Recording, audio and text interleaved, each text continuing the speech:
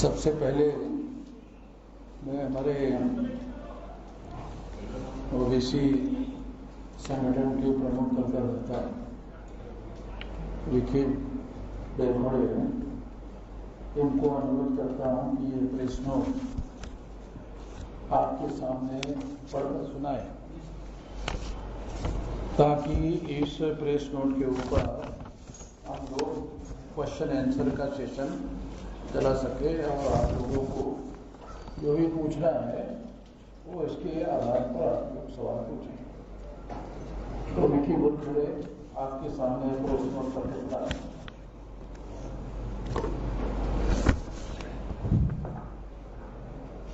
सभी आए हुए पत्रकार साथियों का इस पत्रकार परिषद में स्वागत है। साथियों, भारत मुक्ति मोर्चा, राष्ट्रीय पिछड़ा वर्ग ओबीसी मोर्चा, राष्ट्रीय परिवर्तन मोर्चा व बहुजन क्रांति मोर्चा के माध्यम से 22 फरवरी 2026 को नागपुर में महारैली होने जा रही है, जो आरएसएस के हेडक्वार्टर पर इस महारैली को लेकर जाया जाएगा। इस संदर्भ में यह आज की पत्रकार परिषद यहाँ पर रखी गई है और इस पत्रकार परिषद के अध्यक्ष भारत मुक्ति मोर्चा के राष्ट्रीय अध्यक्ष माननीय वामन निशाम साहब यह उपस्थित है।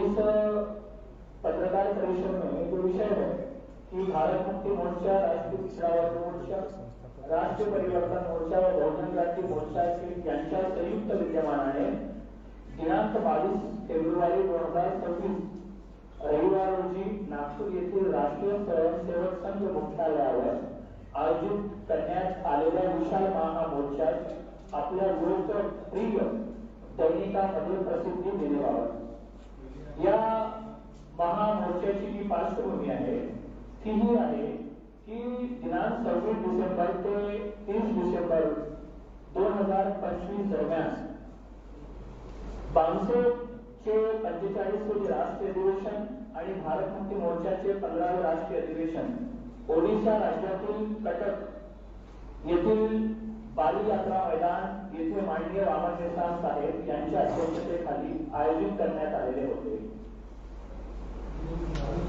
सदर अधिवेशनासाठी शासन प्रशासनाकडून सर्व आवश्यक परवानग्या विधिवत प्राप्त झालेल्या होत्या। अधिवेशनाच्या तयारीसाठी संघटनेने कोट्यवधी रुपये खर्च करून संपूर्ण तयारी पूर्ण केलेली होती। शेकडो कार्यकर्ते अधिवेशन स्थळी पोहोचले होते, तसेच हजारो कार्यकर्ते मार्गस्थ होते किंवा येण्याच्या तयारीत होते। मात्र अचानक कटक प्रशासनाने स्थानिक आरएसएस व भाजपाच्या कार्यकर्त्यांच्या दबावामुळे अधिवेशनाच्या सर्व परवानग्या रद्द केल्या। परिणामी अधिवेशन होऊ शकले नाही। ही कृती भारतीय संविधानातील अनुच्छेद 19 1, 2 आणि 3 अंतर्गत प्रदान केलेल्या मूलभूत अधिकारांचे उघड उल्लंघन आहे। राष्ट्रीय स्वयंसेवक संघ मुख्यालय नागपूर येथे विशाल महामोर्चा या राष्ट्रीय अधिवेशनाची परवानगी नकारल्यामुळे काढण्यात येत आहे। आरएसएस व भाजपाच्या यांच्याकडून अशा प्रकारचे संविधान विरोधी प्रकार वारंवार घडत असल्याचा निषेधार्थ भारत मुक्ती मोर्चाचे राष्ट्रीय अध्यक्ष माननीय वामन निशाम साहेब यांनी 4 टप्प्यात आंदोलनाची घोषणा केलेली आहे। त्या चौथ्या टप्प्याअंतर्गत दिनांक 22 फेब्रुवारी 2026 रोजी नागपूर येथे संघ मुख्यालयावर विशाल महामोर्चा आयोजित करण्यात येत आहे। या आंदोलनात भारतातील मूल निवासी बहुजन समाजातील सामाजिक, धार्मिक, शैक्षणिक, शेतकरी, असंघटित कामगार संघटना तसेच भारतीय जनता पार्टी वगळता अनेक राजकीय पक्षांचे समर्थन लाभलेले आहे। अनेक संघटनांनी समर्थन पत्रही दिलेले आहेत। या ऐतिहासिक महामोर्चात लाखो बंधू आणि भगिनी सहभाग होणार आहेत। या मोर्चाचे जे नेतृत्व आहे, या मोर्चाचे नेतृत्व माननीय वामन निशाम साहेब, राष्ट्रीय अध्यक्ष भारत मुक्ती मोर्चा नई दिल्ली हे करणार आहेत आणि तसेच या मोर्चाचे सहनेतृत्व जे आहे ते माननीय चौधरी विकास पटेल साहेब, राष्ट्रीय अध्यक्ष राष्ट्रीय पिछड़ा वर्ग ओबीसी मोर्चा हे करणार आहेत। ही जी महारैली आहे ही संविधान व लोकशाहीच्या रक्षणासाठी आयोजित करण्यात आलेली आहे. भारतीय नागरिकांना प्राप्त संवैधानिक मूलभूत अधिकारांचे संरक्षण व्हावे, तसेच मूळ निवासी बहुजन समाजाच्या भावी पिढ्यांचे भविष्य सुरक्षित राहावे, या मागील मुख्य उद्देश आहे. महारॅलीचा जो मार्ग आहे हा प्रारंभ म्हणून इंदोरा चौक नागपूर येथून सुरू होणार आहे आणि समारोप याचं राष्ट्रीय स्वयंसेवक संघ मुख्यालय महाल नागपूर या ठिकाणी होणार आहे. आणि ही जी महारॅली आहे या महारॅलीचे प्रमुख मुद्दे आहेत ते असे आहेत की ओडिशा राज्यातील कटक येथे रद्द करण्यात आलेल्या अधिवेशनास पूर्ण परवानगी देण्यात यावी. दुसरं, ओबीसी सह सर्व जातींची जातीनिहाय जनगणना करण्यात यावी. तिसरं, भारतातील सर्व निवडणुका इलेक्ट्रॉनिक मशीन ऐवजी बॅलेट पेपर वर घेण्यात याव्यात. चौथं, संविधानाने दिलेल्या मूलभूत अधिकारांना संपूर्ण संरक्षण मिळावे. पाचवं, अधिवेशनाच्या तयारीसाठी संघटना प्रतिनिधी व कार्यकर्त्यांना झालेल्या खर्चाची भरपाई करण्यात यावी. सहावं, मूलभूत अधिकारांचे संरक्षण करण्यात अपयशी ठरलेल्या ओडिशा राज्य सरकारला अनुच्छेद 356 अन्वये बरखास्त करण्यात यावे. महोदय, वरील बातमी आपल्या लोकप्रिय दैनिकामध्ये ठळकपणे प्रसिद्ध करण्यात यावी ही नम्र विनंती आहे. असं या महामोर्चाची पार्श्वभूमी आणि आजच्या या प्रेस कॉन्फरन्सची पार्श्वभूमी आहे. या संदर्भामध्ये तुम्हाला कुठले काही प्रश्न उपस्थित झालेले असेल तर त्या प्रश्नाचे उत्तर आजच्या या पत्रकार परिषदेचे अध्यक्ष आणि भारत मुक्ती मोर्चाचे राष्ट्र अध्यक्ष माननीय बाबासाहेब देशपांडे साहेब तुम्हाला ठळक प्रमाणे देतील.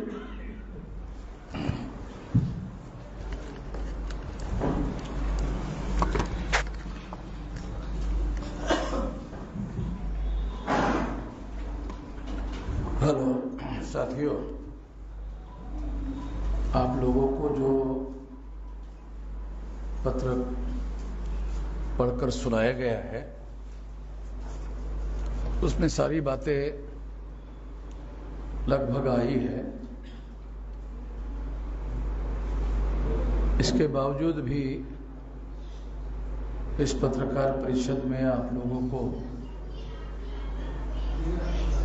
और कोई सवाल पूछने हैं या और कोई जानकारी चाहिए तो इससे संबंध में आप लोग सवाल पूछ सकते हैं. तो सभी जो पत्रकार बंधु हैं उन लोगों का इसके लिए मैं धन्यवाद ज्ञापन करता हूं. एक एक करके सवाल पूछ सकते हैं. ये महारैली है कि इसको आंदोलन करेंगे? हाँ, ये महारैली है कि इसको आंदोलन करेंगे? क्योंकि इससे पहले भी आप आरएसएस के मुख्यालय पे आपका आंदोलन था, या महारैली में आप पहुंचा था तो आपको गिरफ्तार किया गया. आप लोगों को, पत्रकार लोगों को इस आंदोलन को आंदोलन मानना है या रैली मानना है ये इसके लिए आप आज़ाद है. मगर हम इंदिरा चौक से निकलकर प्रोसेशन निकालते हुए हम लोग आएंगे और इकट्ठा होकर फिर सभा करेंगे. जैसा कि कटक में जो आंदोलन अधिवेशन था उसके लिए परमिशन के सारे डॉक्यूमेंट आपने लिए थे और लेकिन आपने ये अटैचिंग नहीं किया. तो हम कैसा मानेंगे कि परमिशन? यदि वो परमिशन उन्होंने नहीं दिया होता तो जो प्राइमरी तैयारी करने के लिए करोड़ों रुपए का खर्चा है वो हमारे द्वारा नहीं किया गया था. पहले ही अगर उन्होंने मान लो डिनाई कर दिया होता तो हम काहे के लिए खर्चा करते? करोड़ों रुपए खर्चा कर दिया.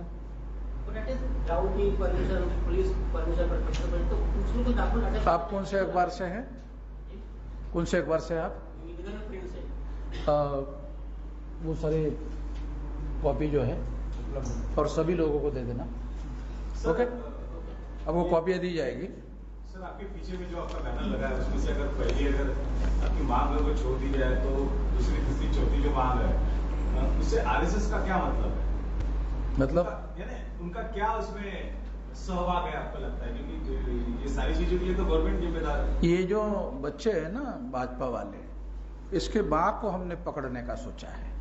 बच्चे तो जब बुनाड़गिरी करते हैं ना अपने मराठी की भाषा में तो उसके बाप को पकड़ने से बच्चे ठीक हो जाते हैं।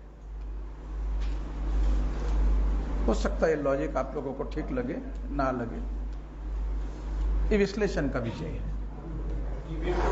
मगर माँ बाप को पकड़ना बहुत जरूरी है।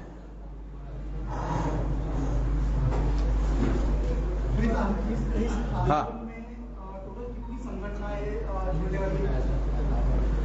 उसकी लिस्ट जो है वो हमारे पास अभी भी मतलब डेली जमा हो रही है।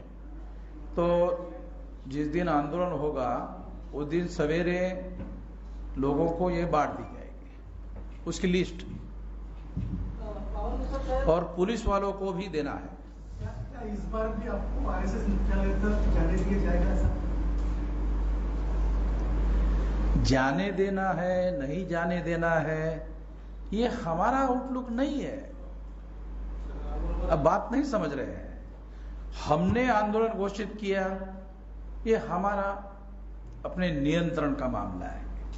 लॉ एंड ऑर्डर देखने वाले और लोग हैं, वो अपना फैसला करेंगे, हम अपना फैसला करेंगे। समझ रहे ना सर? ईवीएम की बात, क्योंकि उनका फैसला हम नहीं कर सकते, लॉ एंड ऑर्डर वालों का।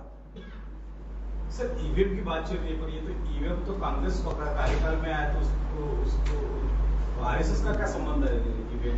कांग्रेस ने फायदा लिया, अभी बीजेपी ने लिया ना, फायदा ले रहे हैं ना। कांग्रेस ने लिया, फिर अडवाणी जी ने उसका विरोध किया, रिकॉर्ड में है हमारे। अडवाणी जी को मालूम था ईवीएम में गड़बड़ी है, गड़बड़ी करके ये लोग सरकार बना रहे हैं। तो उस समय इन लोगों का विरोध चलता था, मगर जब इनका अंदरूनी तालमेल हो गया, ओके ठीक है, 10 साल हम ईवीएम से सरकार बनाएंगे, 10 साल आप बनाओ। अब 10 साल का टर्म खत्म हो गया इनका भी, अब तीसरी टर्म जो है, तो शायद अभी 1-2 टर्म और ये लोग लेंगे, फिर उसके बाद वो उनका 2 टर्म आएगा। तो ये म्यूचुअल अंडरस्टैंडिंग से चल रहा है। ईवीएम मशीन भारत में पैदा नहीं हुई है, तो अमेरिका यूरोप में पैदा हुई, और यूरोप और अमेरिका में ईवीएम खत्म हो गई बैलेट पेपर पर। इंडिया और अमेरिका के बीच में टेक्नोलॉजी का कंपैरिजन अगर किया जाए तो अमेरिका बहुत आगे है ना टेक्नोलॉजी में, भारत से बहुत ज्यादा आगे है। और बहुत ज्यादा आगे होने के बावजूद भी वो लोग कागज से बैलेट पेपर से चुनाव करवा रहे हैं। अमेरिका के लोग बैलेट पेपर से चुनाव करवा रहे हैं, इस वजह से अमेरिका को किसी ने बैकवर्ड कहा क्या? अमेरिका को किसी ने बैकवर्ड कहा? मुझे तो लगता है, मैंने तो नहीं पढ़ा। केवल कागज के आधार पर अमेरिका यूरोप के लोग चुनाव करवा रहे हैं, इसलिए उनको बैकवर्ड कहा जा रहा है, ऐसा कोई एग्जाम्पल अवेलेबल नहीं है। ओडिशा राज्यामध्ये कटक येथे तुमची अधिवेशन होतं, तो रद्द करण्यात आला का? अधिवेशन रद्द करण्यात आलं आहे? त्या ठिकाणी त्यांनी तुम्ही हे असे विषय ठेवलेत, म्हणजे विषय काय तर आरएसएसच्या लोकांना विचारून ठेवायचे का? भाजपाच्या लोकांना विचारून ठेवायचे का विषय की अधिवेशनामध्ये कोणत्या विषयावर चर्चा करायची? तो आर्टिकल 19 नुसार तो आमचा अधिकार है ना, हमारा अधिकार है कौन से विषय पर करना चाहिए, कौन से विषय पर नहीं करना चाहिए। दूसरा, हमने ये भी लिख कर दिया उनको कि हम पिछले 5-7 साल से काम कर रहे हैं और इस तरह के कार्यक्रम चला रहे हैं। कोई फसाद हुआ क्या? कोई रिकॉर्ड अवेलेबल है क्या? हमारे नाम पर, हमारी वजह से, बोलने की वजह से, आंदोलन की वजह से फसाद हो गया, दंगल हो गई, ये हो गया, वो हो गया, है क्या कोई रिकॉर्ड? तो उनके पास तो ऐसा कोई रिकॉर्ड ही नहीं है।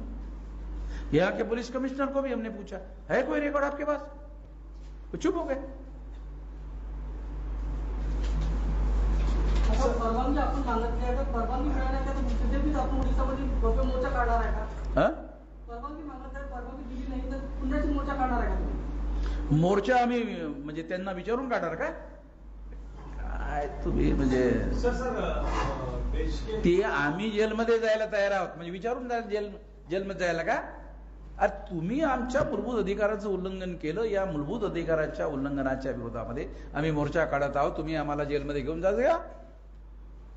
या रक्षणासाठी त्याग केला पाहिजे ना. मूलभूत अधिकार सामान्य अधिकार नाहीत भारतीय घटनेचे. इंदिरा गांधीला या मूलभूत अधिकार रद्द करण्यासाठी इमर्जन्सी लागू करण्यात आली होती आणि त्यामुळे इंदिरा गांधीचं सरकार केलं होतं. सामान्य अधिकार नाही आहे ते. इंदोरा मैदान ते RSS मुख्यालय जो हा अंतर आहे, हा पायी पार करणार आहात की काही गाड्यांनी वगैरे? हा इंदोरा मैदान ते RSS मुख्यालय हा जो अंतर आहे, पायी पार करणार आहात की गाड्यांनी? पायी चालायचे की गाड्यांनी? पायी चालणारे लोक असणार, गाड्यामध्ये बसणारे असलेले लोक असणार, असं मिळून ते जाणार आहे. Sir PM Modi ji OBC है करके वो कहेंगे, ओबीसी प्राइम मिनिस्टर करके पीएम मोदी जी, उन्होंने हाल ही में जनगणना करने की घोषणा की है और आपका एक मुद्दा है कि सभी जातियों की जाति आधारित जनगणना की जाए, क्या पॉसिबल है? ये जो गुजरात में नरेंद्र मोदी जब चीफ मिनिस्टर बने ना, तो उस समय वो ओबीसी नहीं थे. अभी तो कह रहे ना ओबीसी. फिर वो जब मुख्यमंत्री बने तो बीजेपी के तमाम लोग जैसे अथॉरिटी का मिसयूज करते हैं, तो उन्होंने ओबीसी की लिस्ट में अपना नाम डाल दिया. और ये लिस्ट जो है जातियों की स्टेट लेवल पर तैयार की जाती है. स्टेट की लिस्ट, फिर सारे देश की एक लिस्ट, स्टेट के लेवल पर लिस्ट तैयार की जाती है. मोदी ने अपनी लिस्ट तैयार की, उसमें अपनी जाति के लोगों का नाम डाला, मोदी ने डाला.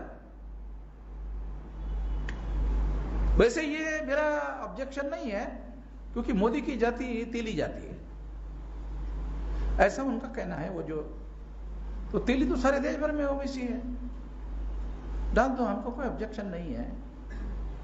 मगर नरेंद्र मोदी ओबीसी के है तो ओबीसी की जाति आधारित गिनती करने के लिए भी कोई ऑर्डर नहीं निकाला. अभी निकालना चाहिए, नहीं निकाला. अरे कम से कम ओबीसी को तो करो. हमारी तो डिमांड सारी लोगों की है, सभी लोगों की जाति आधारित गिनती होनी चाहिए. जाति रियलिटी है भारत की, हिंदुत्व नहीं. जाति रियलिटी है, 200% रियलिटी जाति है. हिंदुत्व तो थोपा हुआ आरएसएस के लोगों का, भाजपा के लोगों का. जब एडल्ट फ्रेंचाइज भारत में आया तब ब्राह्मणों ने सोचा अरे 3.5% से तो ब्राह्मणों का एक भी एमपी चुनकर नहीं आएगा, तो हिंदू के नाम पर SC ST OBC को गधा बनाकर इनका वोट लिया जा सकता है. वो उन्होंने कोशिश किया, वो उसको सफलता नहीं मिली, तो फिर उन्होंने अपने रणनीति में बदलाव करके हिंदू मुसलमान का मामला खड़ा किया. तो जो भी हिंदू बनते हैं वो मुसलमानों के प्रतिक्रिया में हिंदू बनते हैं, हिंदू कोई बनता ही नहीं है. मुसलमानों के विरोध में फसाद करवाए जाते हैं तब SC ST OBC हिंदू बनता है, नहीं तो कोई हिंदू है ही नहीं, केवल प्रतिक्रिया में बनता है. और इसीलिए देश में जो फसादात हुए वो इन्हीं लोगों के द्वारा करवाए गए.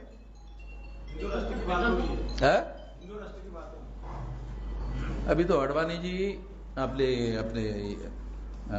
जो मोहन भागवत है उनका कल परसों का बयान है, हिंदू राष्ट्र बनाने की कोई जरूरत नहीं, वो हिंदू राष्ट्र पहले से ही है. ऐसा एक हिंदू राष्ट्र बनाने की जरूरत नहीं है, ये पहले से ही है. ऐसा एक नया स्टेटमेंट आया. तो वो समय समय पर उनको जो लगता है वो बोलते रहते हैं. उन्हीं का भी एक करंट स्टेटमेंट है कि हिंदू धर्म बढ़ाने के लिए अभी 3 दाम्पत्य जो है पैदा करना चाहिए, 3 बच्चे पैदा करना चाहिए. तो पहले भागवत को करना चाहिए, कम से कम एक पैदा करना चाहिए, तब जाके वो दूसरों को सलाह देगा. Charity begins at home. अच्छे कार्य का प्रारंभ अपने घर से होना चाहिए, ऐसी कहावत है. तो भागवत जी अपने घर में पैदा करें.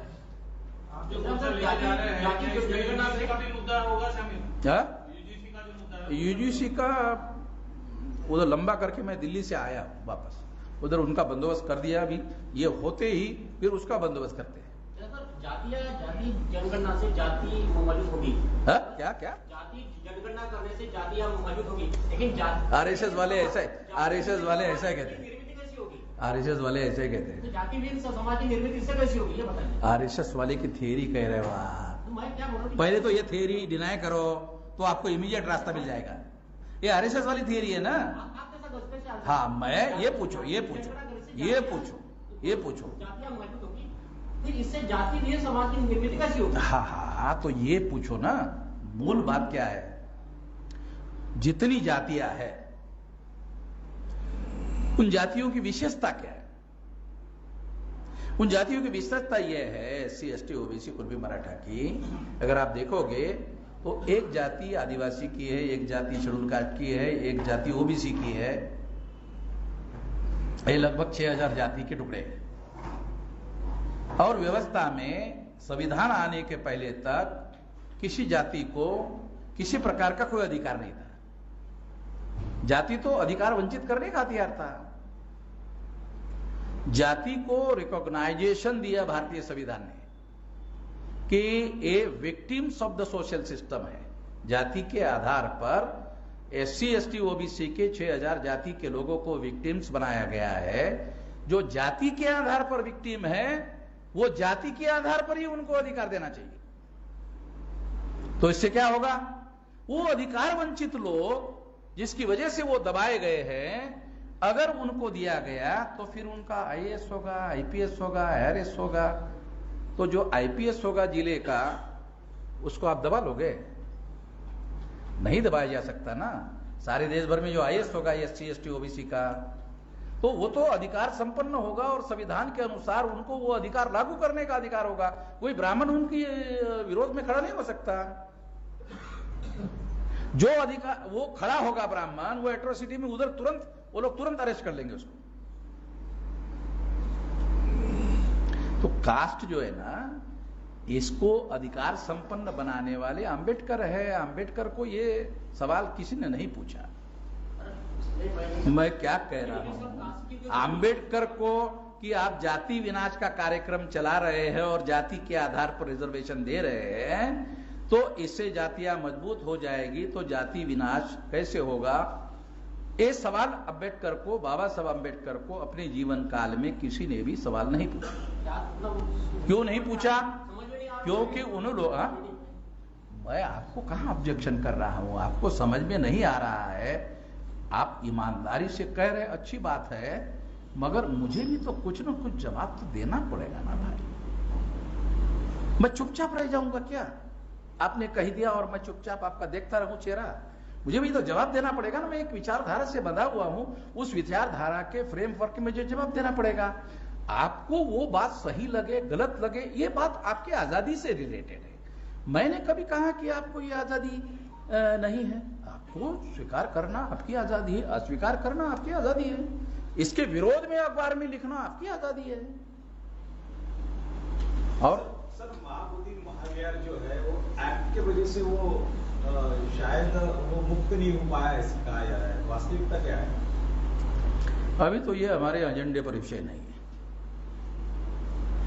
तो ब्राह्मणवाद के कब्जे से मुक्त कराए हैं। हाँ, तो सारी चीजें एक साथ अपने हाथ में लेने से बहुत बार मराठीत म्हण एक न धड भाराभर चिंध्या, एक एक हातात घ्यावं लागेल आणि एक एक त्याचा बंदोबस्त करावा लागेल। एक एक तो तुमच्या एजेंडामध्ये नहीं, अब बराबर है, वो लिखा हुआ है। अभी बहुत सारे विषय तो है, मगर अभी हमारा विषय ये आरएसएस का जो हेडक्वार्टर है ना, ये हमारे टॉप प्रायोरिटी का मामला है। इसके बाद हर 6 महीने में हम आंदोलन अलग अलग विषय पर कर रहे हैं। फिर आ जाऊंगा आपके पास, फिर यही बुलाऊंगा आपको, फिर प्रेस कॉन्फ्रेंस लूंगा। ये बंद थोड़ी होने वाला है। 6.5 लाख गांवों तक ये आंदोलन पहुंचाने की हमारी योजना है, और ये आंदोलन करने से ही 6.5 लाख गांव में पहुंचेगा। 15 लाख बूथ पर पहुंचेगा। सोशल नेटवर्किंग के अंतर्गत 2 करोड़ सामाजिक ग्रुप में भी पहुंचेगा। ये पहुंचने की योजना टाइम बाउंड है 2030 तक। उसके बाद ये आंदोलन जन आंदोलन होगा। अभी तो आंदोलन चल रहा है। आंदोलन से ये मामला हल नहीं होने वाला, जन आंदोलन से हल होगा। अंग्रेज लोग जन आंदोलन से चले गए थे, आंदोलन से नहीं। हाँ बोलो। मेरा एक सवाल ऐसा है कि 22 फरवरी को आपका जो आंदोलन है पहले से डिसाइड था, फिर भी विदर्भ वालों का भी 22 तारीख को आंदोलन है, वो भी उत्तर नागपुर से, क्या इसको क्या है? वो पुलिस वालों को पूछना चाहिए, क्योंकि दो आंदोलन को आपने समय कैसे दिया, क्योंकि उनको लॉ एंड ऑर्डर देखना ये उनका काम है। मोहम्मद मेहजाम का काम लॉ एंड ऑर्डर देखना नहीं है। उसमें समय का थोड़ा अंतर रखा होगा। ठीक, तुम सवेरे करो, तुम दोपहर में करो, तुम शाम को करो, कुछ तो किया होगा उन्होंने। सर आप 2019 से आपके प्रोग्राम लेकर आप कहते रहते हैं हम ईवीएम फोड़ेंगे, लेकिन एक वीडियो आया आपका कि अब हम ईवीएम नहीं फोड़ेंगे, क्या कहना चाहते हैं? जैसे कि ईवीएम फोड़ने का समय आएगा तो फोड़ेंगे। तो वीडियो के जरिए आपने नहीं कहा ना कि अभी हम नहीं फोड़ेंगे। देखो, मैं स्टैटिक आदमी नहीं हूं। मैं देश और परिस्थिति में जो बदलाव होता है उसका स्टडी करने के आधार पर अपनी रणनीति बनाता हूं। मैं स्टैटिक नहीं हूं। एक बार कोई भूमिका ले लिया, चाहे कुछ भी बदलाव होता रहे तो मैं चुपचाप देखता रहूं, नहीं, ऐसा नहीं करूंगा। मुझे देखना पड़ेगा कौन सी परिस्थितियां बदलाव हो रही है और उन परिस्थितियों में मुझे क्या स्टैंड लेना चाहिए। सर आपका संगठन काफी बड़ा है, भारत भर चर्चे चलते हैं, लेकिन आपके जाने माने जो अच्छे लोग हैं, विचारवंत लोग हैं, वो आपके संगठन से निकल चुके हैं, ऐसा क्यों? निकल चुके वालों को क्यों नहीं पूछ रहे हो? क्या वजह क्या होगी निकलने की वजह क्या है? हाँ? उसको लगता मोहम्मद मेहराम रहेगा तब तक साला हमारा कुछ होने वाला नहीं है, हमको चौधरी बनना था, मोहम्मद मेहराम चौधरी बना हुआ है। उम्र के साथ चौधरी बनने का थोड़ी मामला है, तो नेतृत्व करने का मामला है ना। ये नेतृत्व करने का मामला है, ये नीड है लोगों की, आंदोलन की लीडरशिप। वो लीडरशिप प्रोवाइड करना जरूरी है समय के अनुसार। सर एक मराठी बाइट। हाँ, जब संविधान लागू हुआ जो कानून थे वो पूरे निरस्त हो गए, फिर ये पीटीएफ निरस्त नहीं हुआ। कौन सा? चल रहा है, हाँ, ये क्यों निरस्त नहीं हुआ?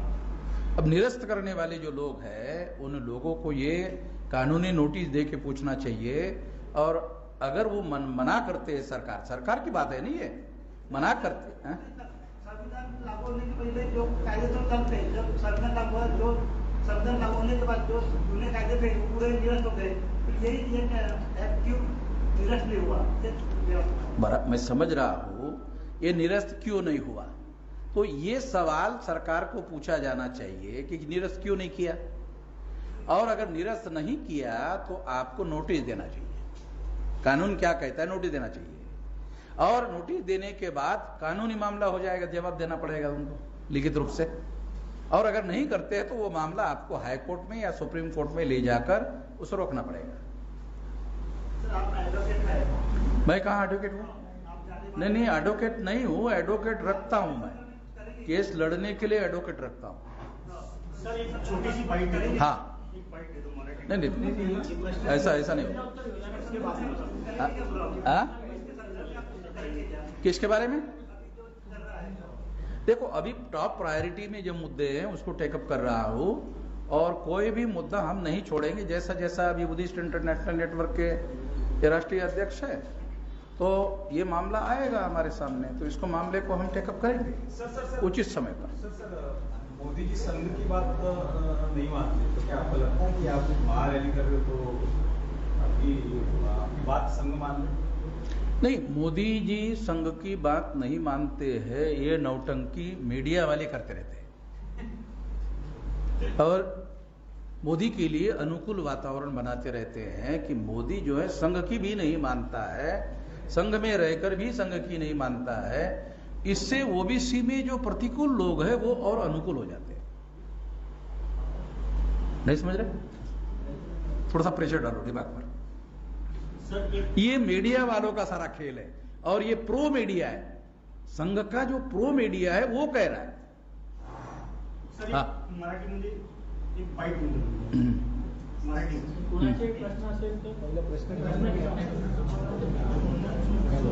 हाँ बोलो, जल्दी बोलो। सर शॉर्ट में थोड़ा मराठी मध्ये आंदोलन हाँ बोलो। फाइट देती है, एक मोटिव्स वैसे आप दे दीजिए, हम कर सकते हैं। मराठीमध्ये मला असं म्हणायचं की हा आमचा 22 तारखेचा जो कार्यक्रम आहे, या कार्यक्रमासाठी आम्ही संपूर्ण देशातील लोकांना, महाराष्ट्रातील लोकांना, नागपूरच्या लोकांना, विदर्भाच्या लोकांना अपील करत आहेत की त्यांनी जास्तीत जास्त संख्येने, मोठ्या मोठ्या संख्येने या आंदोलनात सहभागी व्हावं. कोणत्या मागणीला हा आंदोलन केलं जातं?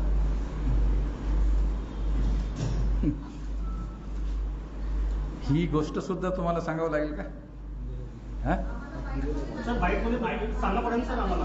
हा नाही, ही मागणी ही आहे की 4-5 मागण्या ज्या आहेत त्या लिखित स्वरूपामध्ये तुम्हाला देण्यात आलेल्या आहेत आणि त्या देण्यात आलेल्या ज्या मागण्या आहेत त्या पुन्हा एकदा मी तुम्हाला वाचून दाखवतो. ओडिशा राज्यातील कटक येथे रद्द करण्यात आलेल्या अधिवेशनास पुन्हा परवानगी द्यावी.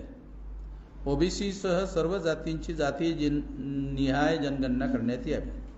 भारतातील सर्व निवडणुका ईव्हीएम मशीनऐवजी बॅलेट पेपरवर घेण्यात याव्यात. संविधानाने दिलेल्या मूलभूत अधिकारांना संपूर्ण संरक्षण देण्यात यावे. अधिवेशनाच्या तयारीसाठी संघटना, प्रतिनिधी व कार्यकर्त्यांना झालेल्या खर्चाची भरपाई करण्यात यावी. मूलभूत अधिकारांचे संरक्षण करण्यात अपयशी ठरलेल्या ओडिशा राज्य सरकारला अनुच्छेद 356 अन्वये बरखास्त करण्यात यावे. 6 मागण्या आहेत. अगर आपको उड़ीसा में अधिवेशन लेने की अगर परमिशन दी जाती है तो क्या आपका जो ऑनलाइन अधिवेशन होने वाला है उसको आप फिजिकल लेंगे? हा आम्ही आमच्या सोयीनं जेव्हा आम्हाला हायकोर्ट परमिशन देईल त्यात अर्ज करण्यात आलेला आहे की आम्हाला डिसेंबर महिन्याची तारीख देण्यात यावी. तर कोर्ट आम्ही जी मागणी केलेली आहे त्यानुसारच काही ना काही सांगितलं.